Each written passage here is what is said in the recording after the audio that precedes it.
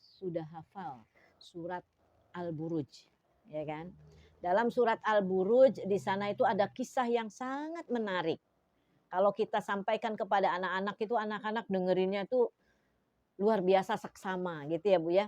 Dalam surat Al-Buruj ada kisah Ashabul Ukhdud.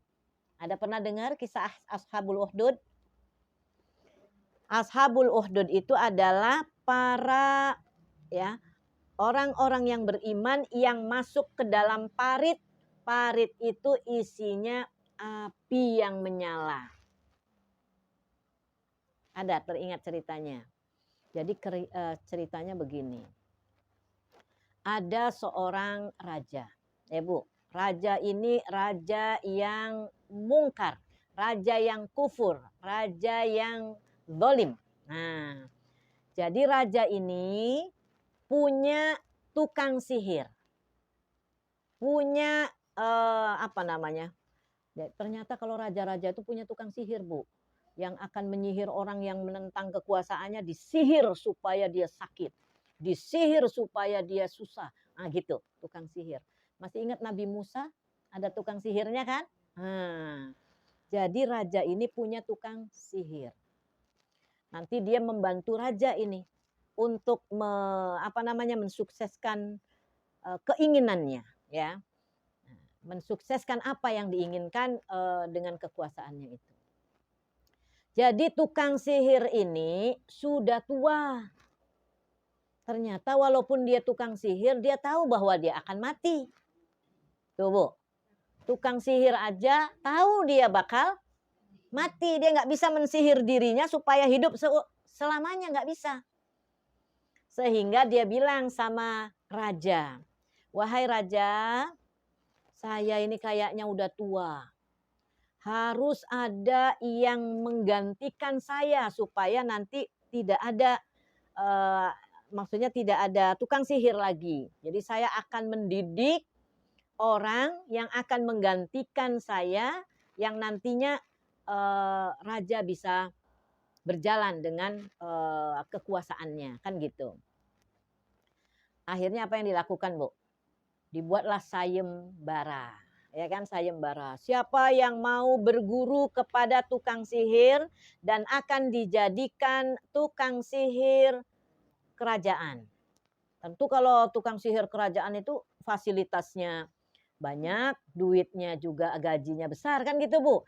Ada rumah, ada kendaraan, ada makan yang dijamin, ada uang pensiun, pokoknya keluarganya juga dijamin. Sehingga orang banyak yang daftar Bu untuk jadi tukang sihir. Dipilihlah, daftar gitu. Rupanya karena banyak, ada seleksi. Tapi dari semua itu yang lulus satu. Kan yang mau menggantikan tukang sihir kan satu tuh kan. Seorang pemuda yang cerdas gitu Bu. Tampan gitu ya. Dan dia luar biasa. Ketika dia menjawab pertanyaan, ketika dia diajarin tuh sebentar. Jadi saya ingat Bu, anak saya ketika mau masuk pesantren tahfiz, itu ada ujiannya juga tuh, ada seleksinya gitu kan. Jadi apa seleksinya? Seleksinya itu baca Al-Quran 1 halaman dalam waktu dihafalin Bu, bukan baca. Hafal Al-Quran 1 halaman dalam waktu 20 menit misalnya. Kita seharian 1 halaman kan susah juga tuh. Tapi disitulah melihat kecerdasan seseorang. Jadi anak kita ikut di situ. Belum berhasil, diulang lagi. Ternyata orang kalau latihan akhirnya bisa juga gitu ya. Jadi alhasil dari sayembara itu lulus seorang pemuda. Pemuda ini tinggal di kota A. Jadi untuk menuju ke kerajaan tuh cukup jauh. Gitu Bu. Mungkin agak berapa jam gitu ya, 1 jam perjalanan gitu kan. Sehingga karena perjalanannya jauh, dia selalu mampir di gua. Ada di situ tuh ada gua gitu ya Bu ya. Dan ternyata di gua itu ada seseorang, ya, seorang rahib yang selalu dia membaca zikir, gitu. Jadi penasaran si pemuda ini, ya kan? Pemuda ini, apa yang kamu baca? Subhanallah, subhanallah misalnya, atau bismillah gitu kan ditanyain. Ini adalah zikir. Sampai akhirnya dia tanya sebenarnya Tuhan kita ini siapa. Belajar juga dia berguru dengan rahib ini, belajar tentang agama.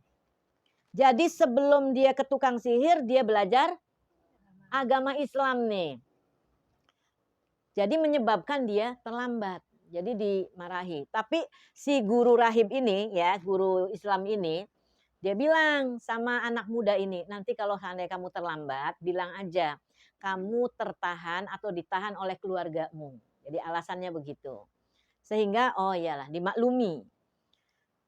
Nah, suatu ketika ya, suatu hari dalam perjalanan pulang, dia itu ada binatang buas.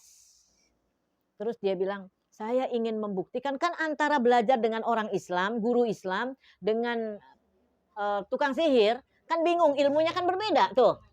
Nah gitu. Jadi sebenarnya yang mana kok yang benar? Kita aja kalau misalnya yang ini boleh, yang ini nggak boleh. Lah guru yang mana yang diikuti, kan gitu, bingung.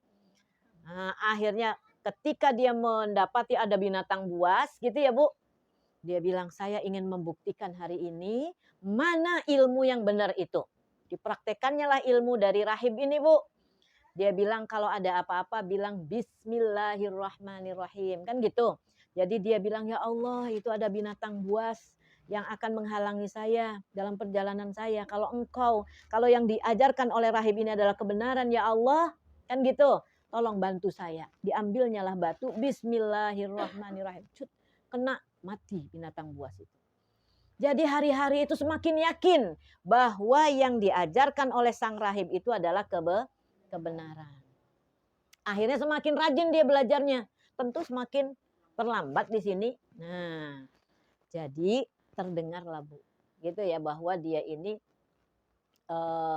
kan ketika dia bisa membunuh binatang itu, oh berarti ini sakti gitu kan. Ada orang minta tolong, tolonglah ini saya kok kakinya keselio. Bismillahirrahmanirrahim, benar gitu kan. Sampai ada di kerajaan itu yang matanya buta. Dia bilang kayaknya si pemuda itu pinter deh, bisa menyembuhkan orang sakit. Akhirnya dia datang ke pemuda itu. Pemuda, tolonglah saya ini matanya buta, tolong sembuhkan. Kamu kan bisa menyembuhkan. Saya ini nggak bisa menyembuhkan. Saya manusia biasa. Yang menyembuhkan itu Allah. Syaratnya kalau kamu ingin disembuhkan, kamu harus mintanya sama Allah. Nanti saya bantu. Jadi ya udah Bismillah baca. Disuruhnya masuk Islam. Masuk Islam lah dia Bu. Ketika dia Bismillahirrahmanirrahim, terbuka matanya.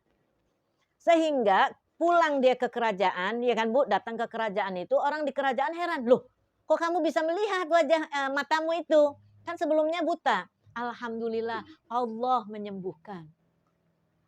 Kok Allah? Ini kamu bisa berbahaya ini, menentang kerajaan. Karena kerajaan itu tidak percaya dengan Allah. Dia percayanya dengan selain Allah. Makanya itu ada tukang-tukang sihir itu, gitu ya. Akhirnya viral Bu. Viral, terkenal lah di kerajaan itu bahwa yang mata buta ini dia masuk Islam, gitu kan? Dia mengakui adanya Allah. Dipanggil tukang yang buta ini. Betul kamu ini sudah keluar dari agama kita? Ya, betul. Gitu kan? Siapa yang ngajarin? Ditunjuknya lah si pemuda tadi itu yang ngajarin. Akhirnya pemuda itu tadi disiksa Bu. Orang kalau melawan kekuasaan loh, kan disiksa gitu ya Bu ya. Disiksalah pemuda itu sampai akhirnya pemuda ini ketika ditanya, padahal dia itu udah diwanti-wanti sama gurunya, nanti kalau kamu ditanya belajar sama siapa, jangan sekali-kali bilang aku ya. Pokoknya harus dirahasiakan. Jadi memang Bu, dalam belajar ataupun dalam kehidupan itu memang ada yang harus dirahasiakan karena kalau dibuka itu nanti akan berbahaya. Tapi karena ditindas, disiksa, ya kan? Akhirnya udah nggak sadar lagi siapa kamu, gurumu siapa. Lama ini kan dia belajar sama tukang sihir. Kok bisa dapat ilmu kayak gini? Dari mana asalnya? Akhirnya dia bilang, itu ada rahib di gua itu. Terucaplah. Akhirnya diambillah si rahib tadi. Kemudian ditanya betul. Ya nggak ada lagi jawabannya kan gitu. Jadi kamu tidak mengakui Tuhan kita. Kamu percaya dengan adanya Allah. Iya betul. Akhirnya dibunuhlah Bu. Di depan si anak muda tadi. Jadi anak muda tadi juga diintimidasi, disiksa supaya dia keluar dari agama si rahib itu. Kalau enggak tuh kamu kayak gini nih kejadiannya, nasibnya seperti dengan gurumu, kan gitu. Dia bilang, saya tidak takut. Bu, kalau kita melakukan kebenaran, orang tahu bahwa kita melakukan kebenaran, nanti muncul tuh musuh-musuh. Nah, kan gitu ya. Akhirnya kerajaan ini, pokoknya kamu harus keluar. Enggak. Dia kuat dengan kebenaran ini, dia pegang kuat sampai akhirnya kata raja ke tentara-tentaranya, tidak ada jalan lain untuk menghancurkan pemuda ini, untuk membinasakan pemuda ini. Bawa dia ke gunung, Bu. Bawa kemana? Ke gunung sampai di atas, dorong dia sampai mati. Akhirnya dibawa, Bu, oleh tentara itu. Banyak tentaranya dipegangin karena takut lari gitu kan. Ini si pemuda ini baca aja tasbih, zikir. Subhanallah, subhanallah, subhanallah, kan gitu kan. Sampai di atas, siap-siap mau diturunkan, didorong ke bawah supaya dia jatuh ke jurang. Ternyata Allah belum berkehendak. Ya kan, Bu? Apa yang dilakukan oleh Allah? Allah turunkan angin puting beliung mungkin gitu ya kalau ininya. Justru yang tergelincir-gelincir gitu, yang terjatuh itu adalah tentara-tentaranya sampai habis mati semuanya. Tapi selamat si pemuda tadi itu. Akhirnya dia turun, terus kembali ke raja. Di kerajaan, loh, kok kamu yang hidup? Mana tentaramu? Allah menghendaki mereka mati semuanya. Saya yang hidup. Oh, nggak bisa ini. Ini bukan sembarangan orang ini. Akhirnya lebih banyak lagi tentaranya kumpulkan. Bawa dia ke lautan. Bawa kemana, Bu? Ke laut. Nah, nanti kalau udah di dalam lautan, udah ke tengah-tengah, lemparkan dia. Ternyata juga kembali Allah menunjukkan kekuasaannya. Justru perahu kapal yang dibawa tentara-tentara itu terbalik. Dan si anak muda tadi itu dengan kayu, dia sampai ke tepian selamat. Upaya pembunuhan terhadap anak muda ini luar biasa, tetapi Allah belum izin terbunuhnya. Akhirnya apa kata si pemuda ini? Wahai raja, kamu ingin membunuh saya? Iya, saya ingin membinasakan kamu. Kalau Allah belum menghendaki, tidak akan bisa membunuh saya. Kalau kamu ingin membunuh saya, insya Allah bisa dengan syarat. Apa syaratnya? Kumpulkan orang sebanyak-banyaknya di lapangan. Kalau sudah ngumpul semuanya, kemudian panahlah saya dengan anak panah. Tapi ketika melepaskannya, baca Bismillah. Bismillahi Rabba hadzal ghulam. Bismillah dengan nama Allah, Tuhannya pemuda ini. Nah, akhirnya dikumpulkanlah umuman, hadiri, ya kan, di aula kerajaan, kumpul semuanya, Bu, di lapangan itu. Bukan aula ya, di lapangan. Kumpul semuanya, kemudian pemuda itu diikat. Kemudian raja, hari ini saya ingin membunuh, kan pemuda yang menentang kekuasaan kerajaan, kan gitu. Akhirnya dipanah, Bu. Dengan panah yang itu kan dia, kena nggak, Bu? Kena nggak kira-kira? Nggak kena, meleset dia. Kenapa? Kata pemuda itu, baca Bismillah raja. Akhirnya diambil lah. Karena nggak baca Bismillah, meleset dia, ya kan?